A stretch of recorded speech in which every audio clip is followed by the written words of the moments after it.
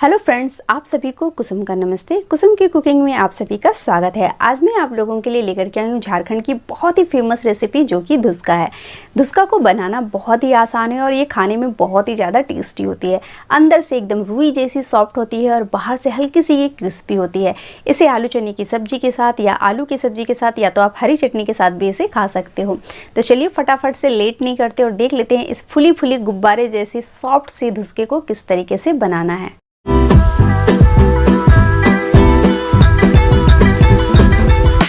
धुसका बनाने के लिए ना हमें करीब 6 से 7 घंटा पहले कुछ तैयारियां करनी पड़ती है। तो सबसे पहले ना उसके लिए आपको एक बड़ा सा बर्तन लेना है और उसमें डालना है 2 कप चावल। तो मैं यहाँ पे अरवा चावल यूज़ कर रही हूँ।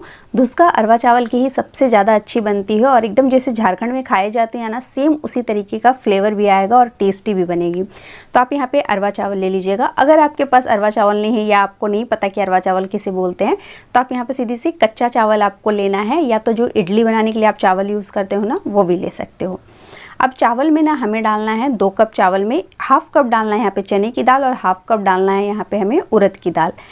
अगर आप उड़द की दाल डालना नहीं चाह रहे हो ना, तो सिर्फ 1 कप आप चने की दाल भी डाल के बना सकते हो इसे। पर उड़द की दाल डालोगे ना तो आपकी जो धुसका है ना वो बहुत ज़्यादा सॉफ्ट बनेंगे। अब दाल चावल को अच्छी तरह से आपको धो लेना है, एकदम अच्छी तरह से 2 से 3 पानी से धो लीजिए।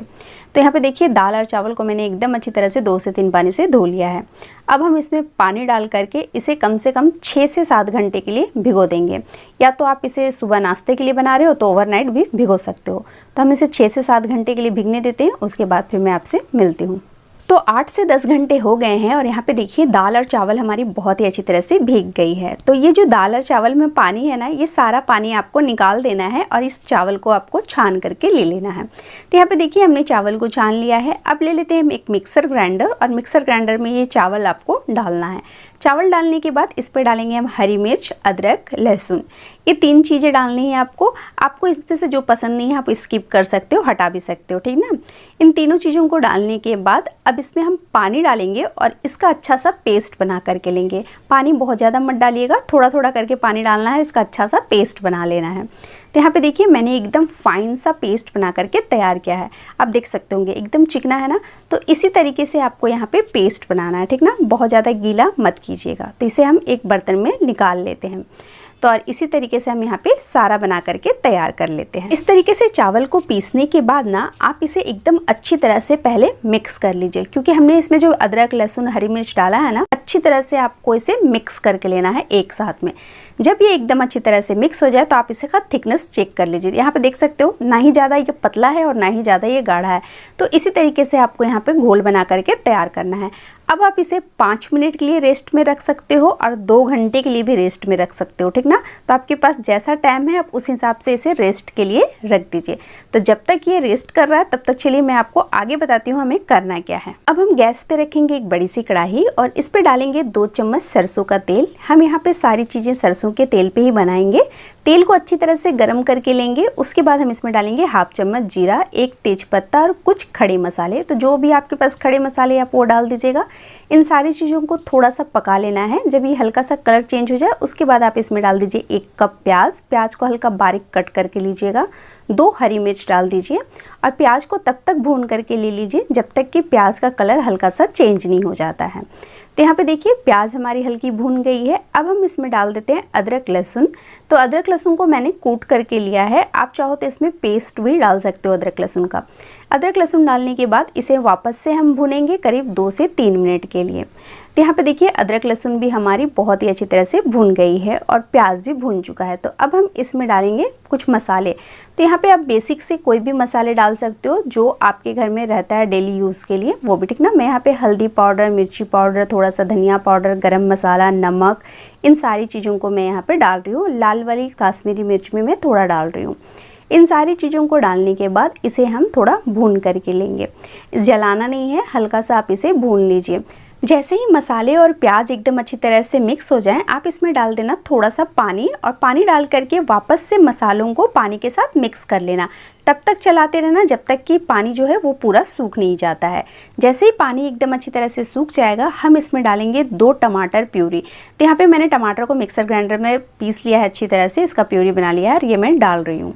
उसके बाद इसमें थोड़ा सा पानी भी डाल देंगे और इसे अच्छी तरह से हम मिक्स करके ले लेंगे। बिल्कुल अच्छी तरह से मिक्स कर लीजिए और मिक्स करने के बाद इसे हम ढक देंगे और ढक करके इसे तब तक पकाना है आपको जब तक कि ये जो पानी हमने डाला है वो पूरा सूख नहीं जाता और मसाले हमारे अच्छे से भून नहीं जाते हैं, तब तक आप इसे पका लीजिएगा। तो यहाँ पे देखिए मसाले हमारे भून गए हैं और एकदम अच्छी तरह से इसका कलर भी चेंज हो गया है। तो इसी तरीके से आपको मसालों को भून करके लेना है जब तक कि तेल सेपरेट ना हो जाए।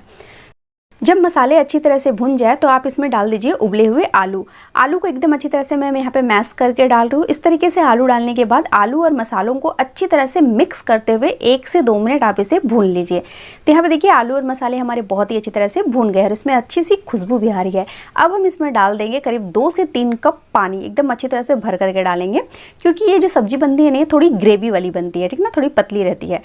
पानी डालने के बाद ना इसे अच्छी तरह से मिक्स कीजिए और मिक्स करने के बाद इसे ढक दीजिए और ढक करके इसको लो फ्लेम में आप अच्छी तरह से 5 से 6 मिनट पक जाने दीजिए। जब तक हमारी सब्जी पक रही है तब तक चलिए फटाफट से हम धुसका बना करके तैयार कर लेते हैं। धुसका को तलने के लिए ना मैंने गैस पे तेल रख दिया है गर्म होने के लिए और यहाँ पे मैं सरसों का तेल यूज़ कर रही हूँ, ठीक ना। जो हमारे तरफ धुसका बनता है ना झारखंड में, वो सरसों के तेल पे ही बनता है।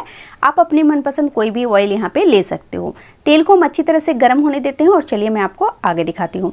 तो यहाँ पे देखिए जो हमारा धुसका का घोल था ना ये हल्का सा फर्मेंट हो गया है। मैंने इसे करीब 1 घंटे के लिए छोड़ दिया था, तो 1 घंटे में ना ये थोड़ा सा थिक भी हो गया है और थोड़ा फर्मेंट भी हो गया। तो इसे अच्छी तरह से हम पहले मिक्स कर लेंगे और मिक्स करने के बाद अब हम इसमें डालेंगे कुछ मसाले। तो मैं यहाँ पे डाल रही हूँ 2 चम्मच भर करके जीरा, यहाँ पे ½ चम्मच में डाल रही हूँ हल्दी पाउडर और अपने टेस्ट के हिसाब से मैं यहाँ पे नमक डाल रही हूँ। आप इसमें धनिया पाउडर, थोड़ा सा अजवाइन और हींग भी डाल सकते हो, वो आपकी चॉइस है, ठीक ना। आपको डालना है तो डालिए वरना आप स्किप भी कर दीजिए। मेरे यहाँ इसी तरीके से ये बनता है और बहुत ही टेस्टी बनती है, ठीक ना। तो हम जैसे अपने घर पे बनाते हैं ना सेम वही तरीका आपको बता रही हूँ। इन सारी चीज़ों को डालने के बाद इसे अच्छी तरह से आपको मिक्स करना है, बिल्कुल अच्छी तरह से मिक्स करना है जिससे कि एकदम अच्छी तरह से हल्दी, नमक और जीरा मिक्स हो जाए हमारा। देखिए धुसका का घोल हमारा बन करके तैयार हो गया है। तो इसी तरीके से आपको घोल को बना करके लेना है, ठीक ना। और अगर गलती से ये पतला हो जाता है तो आप इसमें ना 2 चम्मच चावल का आटा डाल दीजिएगा। अगर चावल का आटा आपके पास नहीं है तो आप क्या करो, चावल को भिगो करके पीस करके मिक्सर ग्राइंडर में फिर डाल दीजिएगा, तो एकदम परफेक्ट हो जाएगा। तो चलिए फटाफट से अब हम अपना धुसका बना करके आपको दिखाते हैं। ये और तेल हमारी बहुत ही अच्छी तरह से गर्म है। अब गर्म जब तेल एकदम अच्छी तरह से हो जाए ना तो आप गैस की फ्लेम को थोड़ा कम कर दीजिएगा। गैस की फ्लेम को मीडियम करने के बाद अब इसमें डालिए अपना धुसका का घोल, तरीके से सेंटर में डाल दीजिए। एक डालने के बाद ना थोड़ा सा वेट कीजिएगा, ये अपने आप ही साइड लग जाएगा। मतलब आपको कुछ भी करने की ज़रूरत नहीं है, खुद ब खुद साइड हो जाएगा। जैसे ही हल्का सा साइड होगा ना आप यहाँ पे दूसरा बैटर भी इस तरीके से धीरे से करके डाल दीजिएगा। वो भी जैसे ही हल्की सी साइड लगेगी ना फिर आप तीसरा भी यहाँ पे डाल देना। ये अपने आप ही फूल जाती है, आपको इसमें कुछ भी करने की ज़रूरत नहीं है। अगर गलती से नहीं फूल रहा है तो आप इसके ऊपर तेल के छींटे मारोगे ना तो ये फूल जाएगी। जब आपका ये धुसका इस तरीके से फूल जाता है ना गुब्बारे जैसे, तब आप इसे पलट दीजिए। इसे सिर्फ एक ही बार पलटा जाता है, बार बार अलट पलट करके नहीं सेका जाता है, ठीक ना। एक बार जब नीचे से ये पक जाए तो आप इसे पलट के दूसरी तरफ से भी अच्छी तरह से तल लीजिए। तो यहाँ पे देखिए ये हमारा धुसका बहुत ही अच्छी तरह से फूल भी चुका है और पक चुका है। बस अब हम इसे बाहर निकाल लेते हैं और इसी तरीके से हम यहाँ पे अपने सारे धुसके तल करके तैयार कर लेते हैं। फिर मैं आपको दिखाती हूँ। तो ये लीजिए हमारी आलू की सब्जी बन करके तैयार हो गया और आप देख सकते होंगे तेल कैसे ऊपर आपको दिख रहा है। और ये सब्जी ना बहुत ही ज़्यादा टेस्टी बनती है और इसमें से बहुत अच्छी सी खुशबू भी आ रही है। तो फटाफट से हम इसके ऊपर हरा धनिया डालते हैं और इसे अच्छी तरह से मिक्स करते हैं। गैस की फ्लेम को बंद करते हैं, इसे नीचे उतार लेते हैं। अब चलिए आपको प्लेटिंग करके दिखाती हूँ। तो ये लीजिए हमारा धुसका बन करके तैयार हो गया और इसके सामने हम ना सारा नाश्ता फीका है, चाहे समोसा हो या कचौड़ी। एक बार आप जरूर बना करके देखिएगा, आप सभी को बहुत पसंद आएगा।